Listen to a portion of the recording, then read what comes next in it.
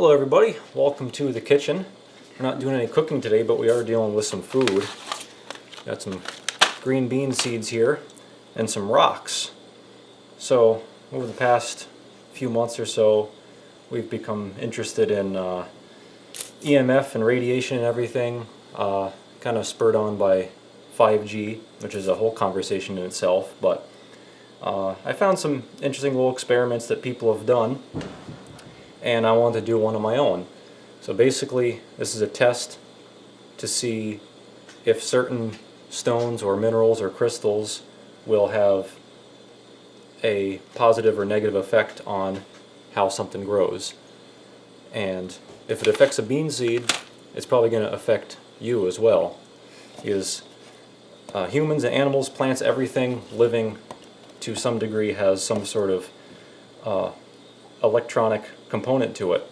Our nerves, our brains, our neurons, the way we think, that's all electrical. We are electrical beings to some degree, and we are affected by this stuff. And just because you don't feel it, obviously, plain as day, when you're talking on the cell phone or something, does not mean that it is not harming you or doing something to you, whether it's good or bad. So the experiment here, we got a couple different things to test, a couple different stones to test. I'm going to put them in one of these Dixie cups or Solo cups or whatever. Oh, this is a hefty cup. Oh, do we have dirt? No, what I was going to do, we could do dirt. What I was going to do is just wet these paper towels. Yep, that works. Because I'm not growing these, I'm just seeing which one sprouts first. And then I suppose a further test could be putting it in dirt and seeing how well it grows. But the test that I saw, I watched one test on YouTube, somebody else did, and they just did it this way. And it was pretty clear some sprouted a lot sooner than others and grew healthier and happier. And then at that point the test was over. So anyway, that's all I'm going to do, at least for the first test. So we got these cups. I'm going to put the stone in there, wet the paper towel, wrap up a couple seeds, and what we have in front of us here, this is shungite. Not just shungite, it is elite shungite, or noble, or type 1. You can see it's kind of metallic looking. Shungite is a really interesting mineral. It's, I believe, about 98% pure carbon, found in Russia, only in Russia, near the, I think it was the Shunga village or mountains or something, which is where it gets its name. Plain shungite is kind of dusty, looks like charcoal, and the elite, as you see, which is what this piece is very metallic, and that's due to the carbon fullerenes that are in it, buckyballs. So it's really hard to research this sort of stuff, this crunchy stuff, because Google, Facebook, Twitter, all the people in control, they don't want you to learn about this stuff. They want you to buy drugs from Big Pharma and cure yourself that way. And cover yourself in electromagnetic Yes, lots of electromagnetic fields. Because it, apparently does nothing to you. Yeah, it's harmless, because However, if you don't do any tests, if you don't feel it's harmless. If you don't feel it just ramming into you, it must do nothing. But it does. There are effects. So constant exposure to EMF. Common symptoms, although there are many symptoms, are headaches, depression, anxiety, nausea or dizziness, memory loss, difficulty concentrating, insomnia, and joint pain. And I can say I used to work right next to a large cell phone tower, and I had horrible brain fog and chronic headaches every day, and since leaving that job, all of that's completely disappeared. So, there's something to be said there. Yep. And there was a second, super scientifically, there was a second variable that was changed at the same time.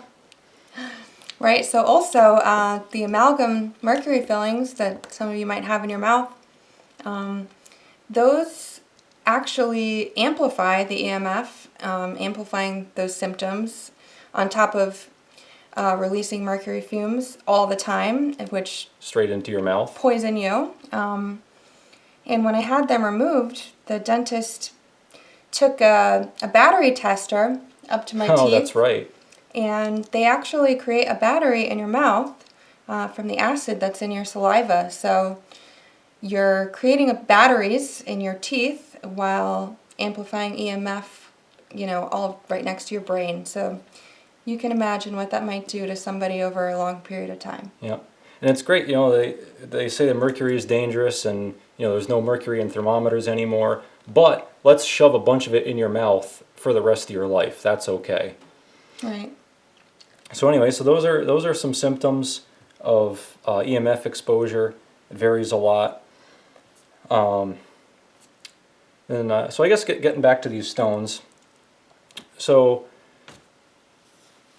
like I was saying, it's hard to research why exactly all these are said to do what they do, because the search engines make it very challenging for you to find information about it. So feel free to do your own research and type it into some search engine and immediately go to the 10th page of results and then start there. Also, I've been trying to avoid using Google because they're one of the worst ones. Apparently startpage.com is pretty good, as well as DuckDuckGo. Anyway, so with shungite, it's very conductive. So the thought is that it can conduct away EMI away from... Basically harmonizes.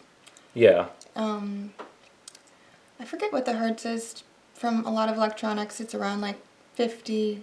Well, 60 hertz is the standard... 50 to 60, where Earth is somewhere between 7 and 30. And so is your body. So the shungite basically is calibrated with the Earth and can harmonize those to the proper range. Mm-hmm. And next we have, I believe this is magnetite. It is slightly magnetic. Hematite looks similar, but I believe it is not magnetic. So this is magnetite and also some pyrite, fool's gold. They're both iron-containing minerals. And there's basically two methods of protecting yourself from EMF. That's shielding or absorbing. Shielding is like a Faraday cage, and that's a pretty common thing. Any sensitive electronics, any wires, if you ever peel back some sort of communications wire, there's going to be a foil shield around it. That's a shield for any sort of electromagnetic noise that may penetrate that data signal. So that's shielding, like a Faraday cage. And then absorption, well, it's just that, it absorbs it, and iron-containing stones like this will absorb that radiation and disperse it.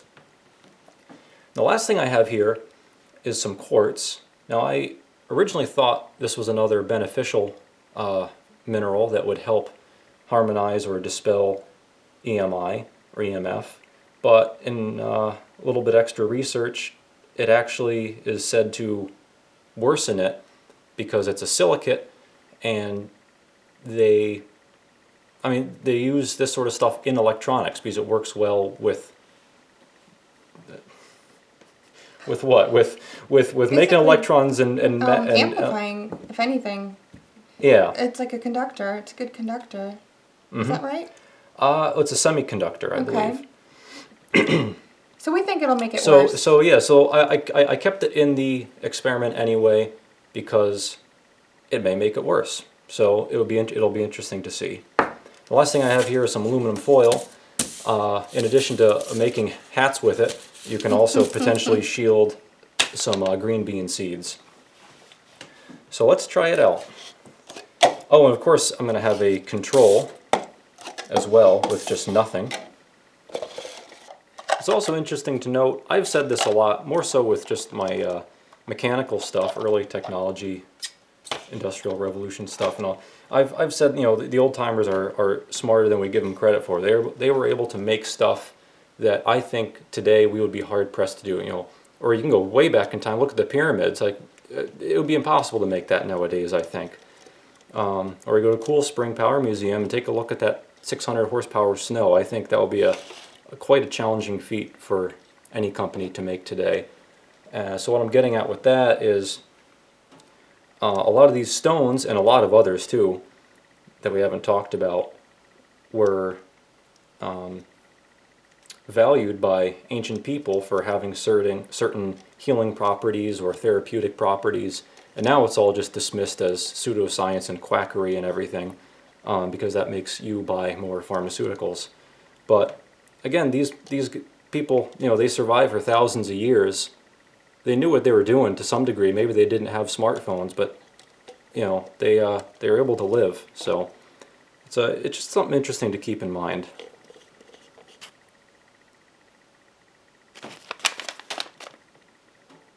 Sell by 12/20. Well, it's December 2020, so I'm sure it'll be just fine.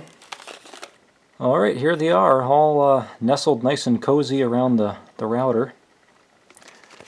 The packet says 6 to 8 days until germination. That's another reason why I chose beans, because they do tend to germinate pretty quick. They always grow like crazy in the garden.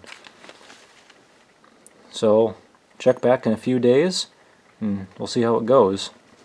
And while I'm thinking about it, looking at it, this just reminded me, here's the plug for our router. We have it plugged into a mechanical timer, so it shuts off at night. So whether or not that does anything, at least it's not cooking our brains 24/7 with the Wi-Fi signal. We also typically turn our phones on to airplane mode at night. And so anyway, sleep on a grounding sheet. And sleep on a grounding sheet. If that's almost worth another video in itself. I think so. That grounding sheet. So the grounding sheet, it's just a cotton sheet with silver fibers woven through it, and all the silver fibers are terminated at the edges, terminated to one little plug, like a snap, and then you take a cord, snap it on that plug, and plug it into the ground hole on your outlet. You got to make sure that your outlets are actually grounded. Older houses, pre-grounding era, might have some grounding issues, so you'd have to figure something else out. But this house was built in '92, so the electrical system is up to date and everything. But it's amazing. I don't really have a problem sleeping or going to sleep, but I lay down on that bed and I am out like a rock in a few minutes. And so what's your experience with it? I know you like it. Well, you know, I was having a lot of insomnia, and now I go to sleep and I'm out in a couple minutes. I mean, you're out in a millisecond, but I don't know, it does something. Yeah, it really does. And both of us used to wake up, especially you, a few times a night. Maybe I would wake up once a night. But I would wake up probably like 10 times a night. And now I don't usually wake up at all. At all, yep. Yeah, sometimes I'll wake up just if I've had too much to drink, before I go to bed and I take a leak. But other than that, yeah. You're so crazy. Yeah. So crazy. Alice has no trouble sleeping. Nope. And she has no trouble staying awake either. Do ya? All right. All right, well, see you in a couple days. Hello, everybody. We're five days later. I forgot to show the date when we started this, but it is Christmas Eve. Merry Christmas. And we did this last Saturday afternoon, so these have been going for 5 days. So let's take a look through them and see what's going on. All right, here's the first one I pulled out. This is the magnetite and pyrite. See, there's some colors going on in there. Oh, and we have been periodically sprinkling a little bit of water on the paper towels.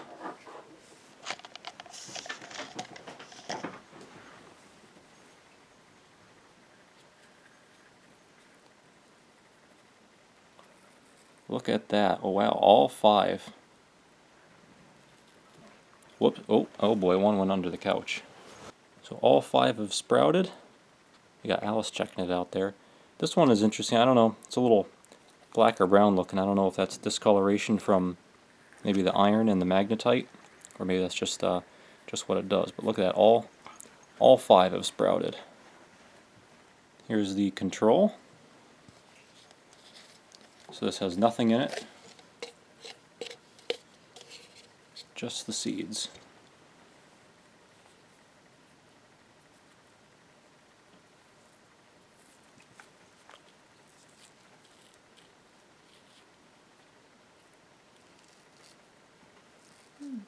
And one out of 5 of the control has sprouted. Here's the shungite.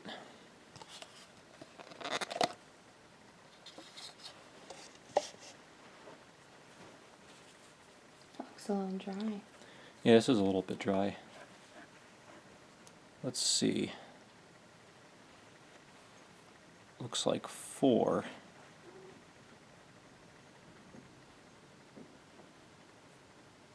Right? Oh, no. That one, it's just barely sprouting. 3 really good sprouts, 1 tiny sprout, and 1 like just barely starting sprout.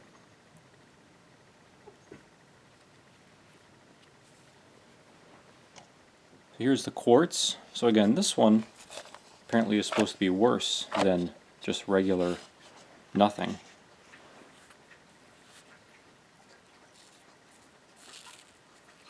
Oh wow. Maybe not. 1, 2, 3, 4, 5. They have all sprouted. And there's it's a pretty decent sprout on that one. So 5 out of 5 on the quartz and magnetite.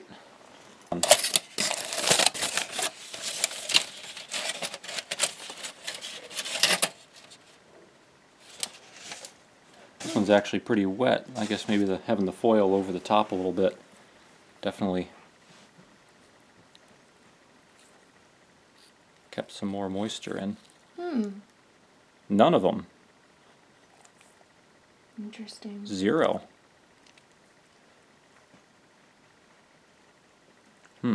So that tinfoil hat's not protecting you from anything. Apparently not. Although unfortunately there is another variable here. These are a little bit wetter. Yeah. So there's the breakdown so far. These 2 have all 5 sprouted, which is the quartz and the magnetite / pyrite.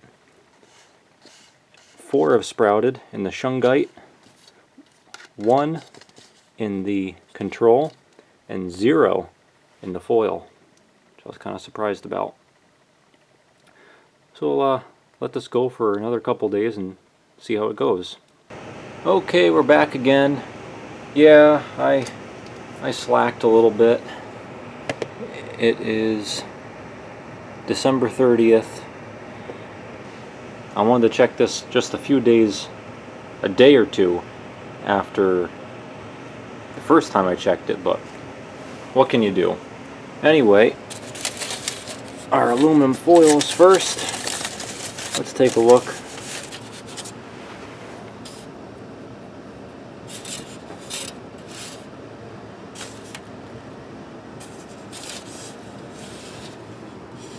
Alright, we got 1, 2, 3, 4, 5. They're all sprouted in the foil.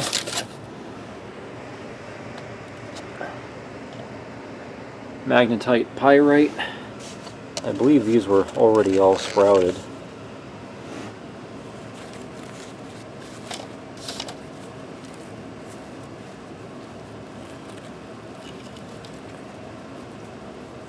These have grown a bit more. This paper towel has dried out a bit, but those are pretty good. Little sprouts. Got little sprouts on the sprouts.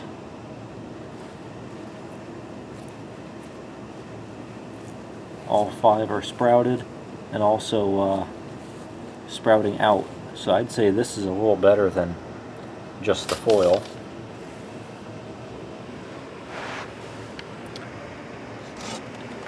Next up is the quartz.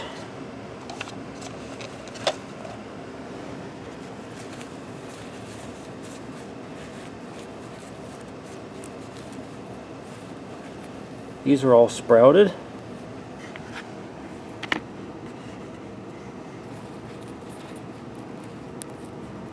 Pretty well too. Got some extra little legs off the main sprout. I'd say that's I'm gonna try to organize these in order of success. So pretty good, all 5 are sprouted. Here we have the control.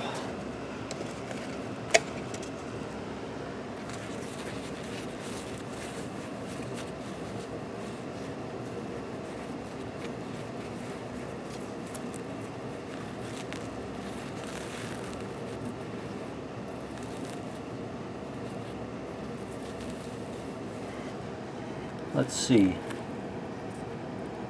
1 mediocre sprout, a second pretty decent sprout. This third one barely going. This one's just sort of popped out. That one popped out and has a little leg on it. Well, I'd say maybe that's a little lesser than the foil. The foil, there's no legs on those sprouts. Actually, well, no, yeah, there is. No, they're just very healthy looking sprouts. They're not branching out, but a little healthier looking. And the last one is the shungite. Oh.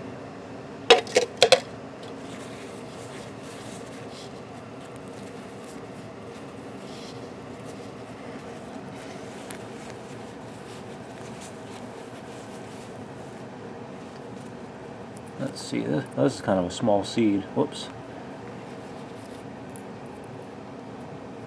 That's got a little sprout. A little one.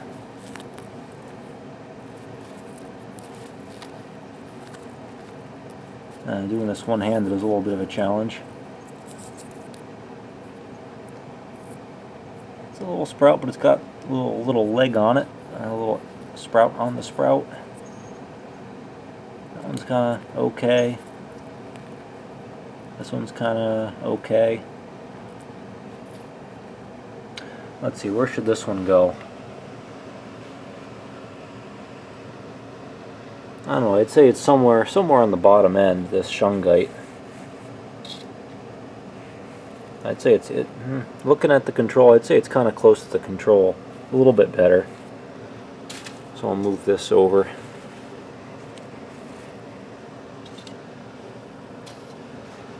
So there you have it, folks. I think that was an interesting experiment.